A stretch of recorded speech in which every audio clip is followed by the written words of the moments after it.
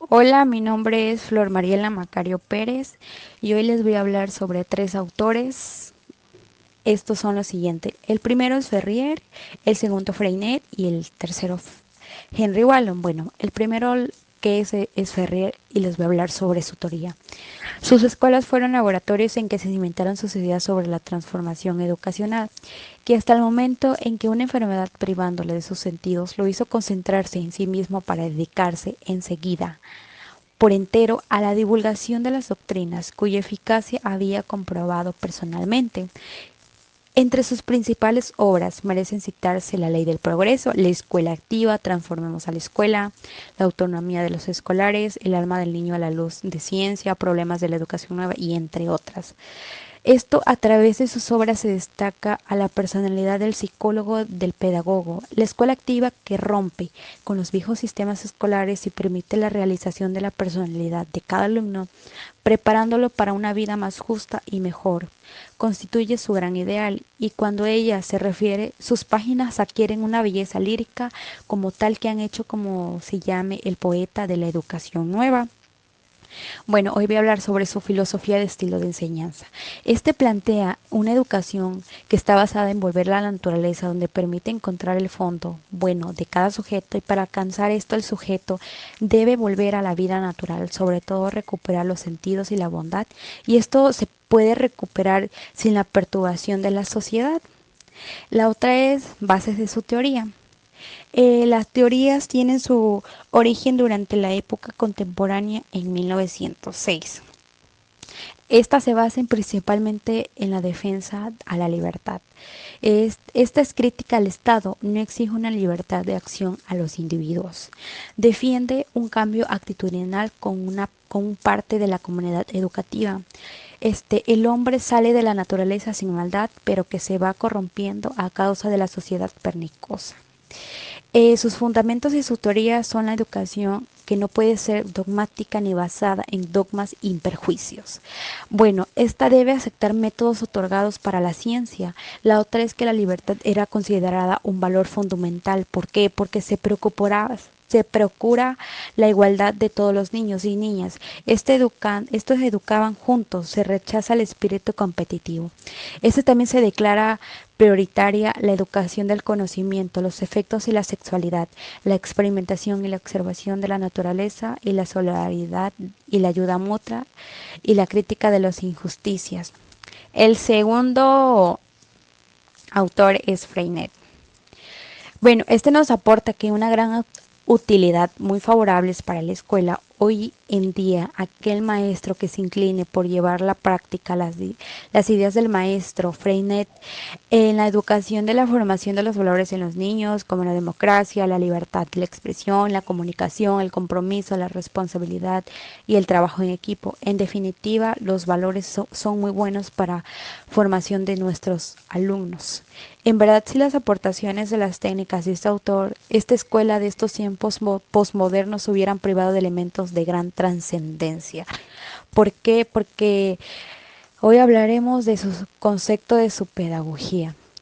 Su aprendizaje está basado en la investigación. ¿Por qué? Porque la pedagogía del trabajo, el aprendizaje cooperativo, centros de intereses y el método natural. Su pensamiento filosófico de su teoría de Freinet era que concebía la escuela como un lugar de renovación social para instaurar la sociedad popular donde la escuela tuviera una relación consciente con los otros ámbitos sociales como la familia y la política. Su idea giraba en torno a la educación natural, en torno a la vida, las actividades del día a día y guiaba por principios como la motivación, la expresión y la socialización. Esto fue importante. ¿Por qué fue importante? Porque ayudó a constituir una pedagogía pues mucho más moderna que se ocupaba del aprendizaje de una manera más humana. Sus principales pedagógicos es que el niño es la misma naturaleza que nosotros, porque ser más grande no significa estar por encima de los demás. El comportamiento académico de cada niño es una función de su estado físico. Ni el niño ni el adulto le gusta ser ordenado por la autoridad. Esto también es porque a nadie le gusta alinearse. Y el último que vamos a hablar es Henry Wallon. Bueno, como gran abanderado, el positivismo enunciaba en forma dramática el problema básico de la psicología moderna.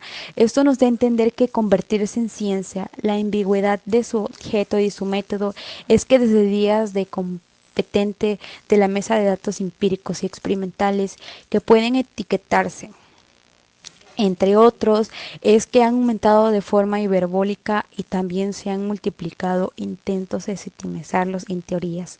Bueno, la verdad es que la problemática de fondo continúa planteada en forma muy parecida. ¿Por qué? Porque el objeto propio de la psicología, y si tiene cómo se distingue de que estudian la filosofía y la sociología, porque el cual es el método explicativa su propio de la psicología, si es que existe, y en qué medida se distingue de la explicación fisiológica y de la explicación sociológica. Se preguntan por qué, pueden responder si parte de una cierta idea de las personas humanas, cómo será el fisiológico y social. El desarrollo del niño es porque su desarrollo intelectual, mientras que pretende en primer lugar explicar genéticamente el desarrollo de su personalidad, y aún podemos añadir que su manera de entender las explicaciones genéticas y con la noción de misma desarrollo en distintas en dos autores, la evolución biológica el uno y la dialéctica es el otro. Wall exigirá recordar que dos rigurosamente contemporáneos y por tanto que con que se enfrentan son de su tiempo. Vamos a recordar que al mismo tiempo escribiendo dos al mismo tiempo y el mismo ámbito está forzosamente que han influido mutuamente. ¿Por qué? Porque en este caso la influencia que a veces se manifiesta es un esfuerzo por aseriar las posiciones y otras al contrario. Esta puede ser la formación positivismo, como ya lo habíamos mencionado, que enunciaba en forma dramática en el problema básico. ¿Por qué?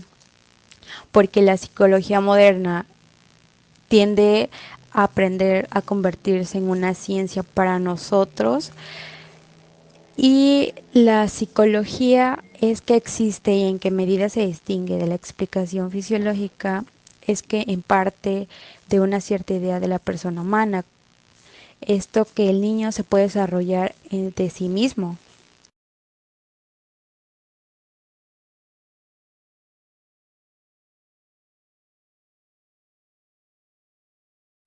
Michel Labrot, nacido el 22 de enero de 1924 en París. Labrot es resultante de una familia de médicos del lado de su madre, de comerciantes por el lado de su padre, recibido de la agregación de filosofía. En 1966 publicó un libro titulado La pedagogía institucional. A partir de este tiempo, trabaja en América Latina y en España. En este tiempo, él introdució sus métodos en el grupo. Se impone a practicar la psicoterapia individual y en grupo. Inventa el método de la no directividad interesada, por el cual él se salda de Carl Rogers. Aporte y aplicación en el aula. Labrot tomó como un punto de partida el principio de no directividad, en el cual exige al profesor que renuncie al ejercicio de su autoridad, su poder y se limite a ofrecer sus servicios y sus capacidades y conocimientos al grupo en cuestión a los otros miembros de la relación. El silencio del profesor permite la cristalización del grupo, su institucionalización. Se apoyó en Freinet en la teoría y en la práctica de la psicoterapia institucional, autogestión del alumno, no estructurización de la clase. Da al alumno la posibilidad de tomar la iniciativa, además de que proporciona la posibilidad de entrar en relación con otros miembros.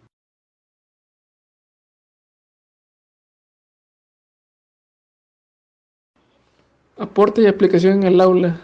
Se habla de autonomía no solo como una meta, sino como punto de partida. Cada uno aprende que el funcionamiento del grupo depende de la participación de todos. La meta del docente es hacer emerger el interés intelectual del grupo a partir de intereses del grupo, lo cual facilitará la asimilación de los conocimientos. El resultado en el salón será un clima sin presión y de libertad. En el proceso el alumno se enfrentará a confrontaciones teóricas e ideológicas que harán evolucionar su mentalidad, devolviendo a los alumnos autónomos, independientes y creadores. Carl Rogers, su teoría de la personalidad, creador y promotor de la terapia centrada en la persona. Roger parte del hecho de que las personas nacen con tendencias constructivistas que necesitan ser expresadas. La tendencia hacia la actualización es convertirse en lo que se trae al nacer, lo innato de la personalidad. Su aporte a la educación. Fue participante y gestionó el desarrollo de la terapia no directiva centrada en la persona. Las personas tienen la capacidad o no de comprenderse a sí mismos y resolver sus problemas de modo suficiente la- de lograr la satisfacción y eficacia necesaria para un funcionamiento adecuado. En el ámbito educativo, el alumno debe ser libre, creativo y relacionarse con los demás.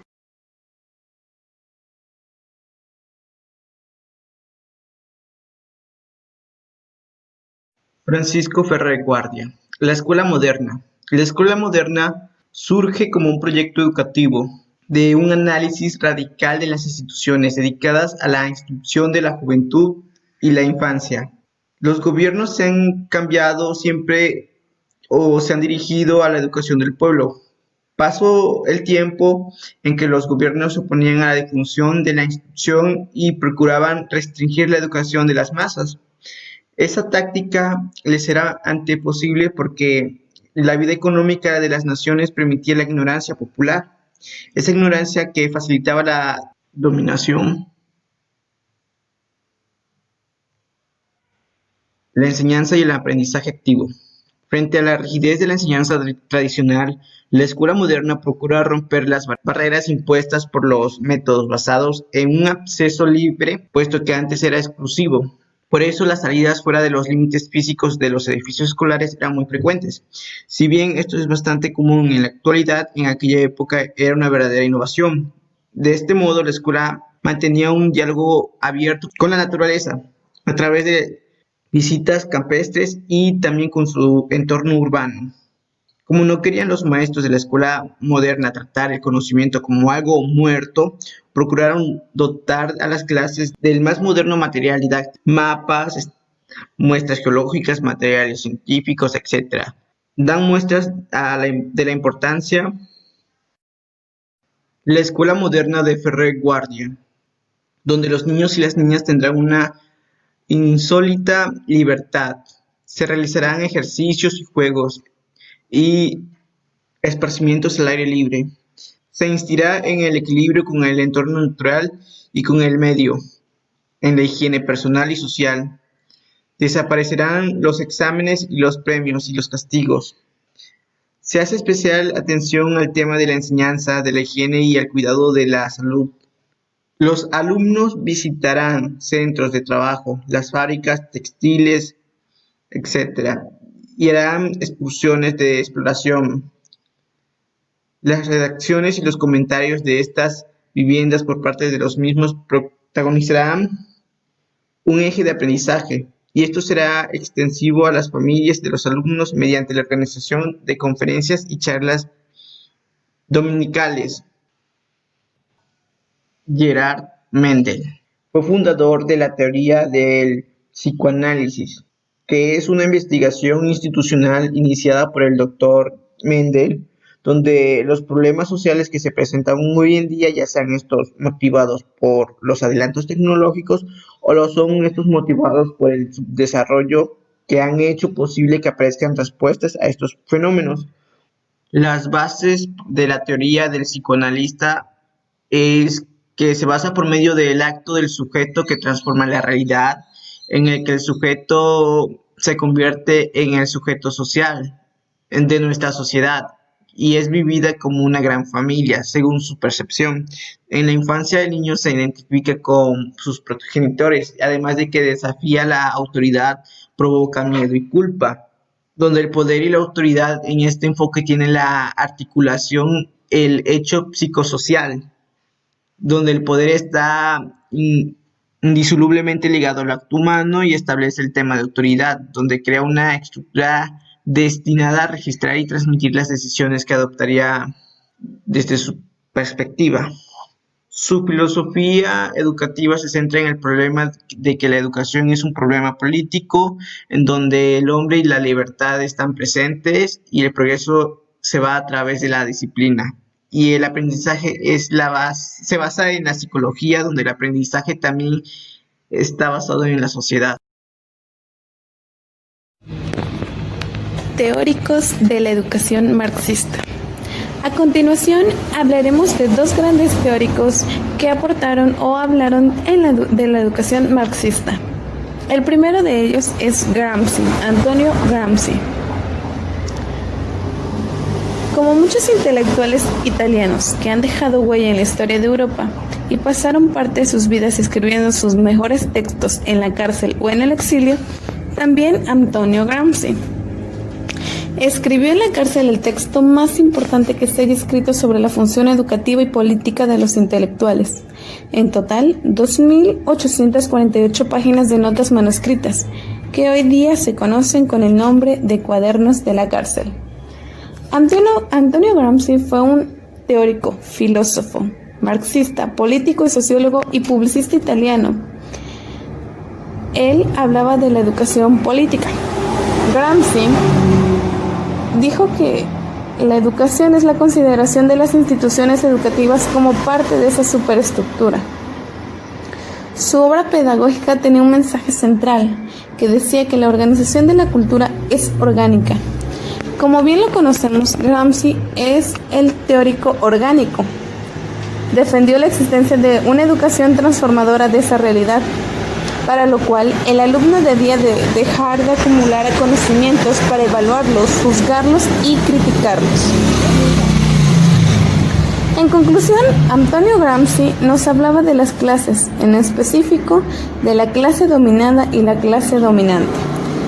Él señalaba que el concepto intelectual va más relacionado a su papel que juega la sociedad, es decir, su nivel para liderar.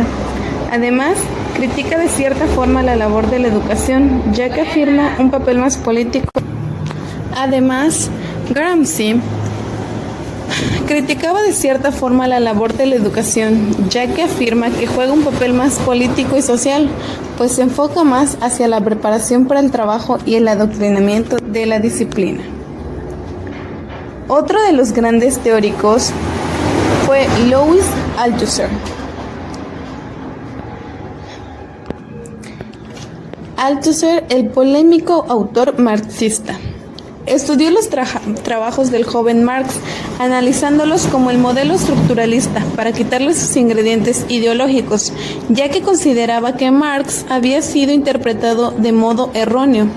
Sufrió la Segunda Guerra Mundial en calidad de prisionero de los alemanes, donde se hizo comunista al tomar contacto con compañeros de cautiverio que tenían esa ideología.